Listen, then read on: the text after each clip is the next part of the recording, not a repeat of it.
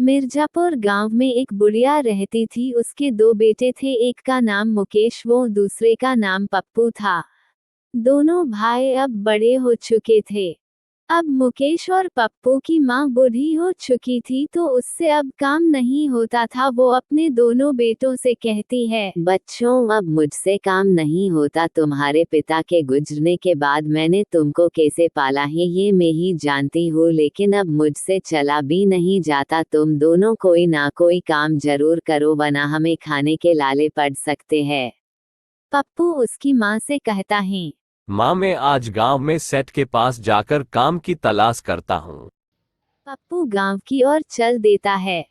पप्पू सेठ के घर पहुंचता है। सेठ पप्पू को अपनी आता देख सोचने लगता। तभी पप्पू कहता है, सेठ जी कुछ काम मिलेगा क्या मेरे को, मुझे काम की बहुत जरूरत है।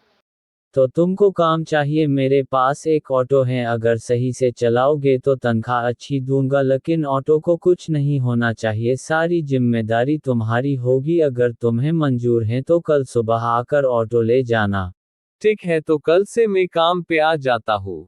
पप्पू घर वापस आता है और अपनी माँ से कहता है। उसकी माँ पप्पू से कहती है, बेटा कुछ काम मिला क्या?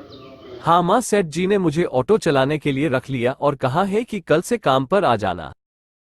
कल सुबह पप्पू सेठ का ऑटो चलाने जाता है। वो सेठ के पास से ऑटो लेकर वापस आता है। आते वक्त उसको सवारी मिल जाती है। वो उसे छोड़ने जाता है और उससे पैसे लेता है।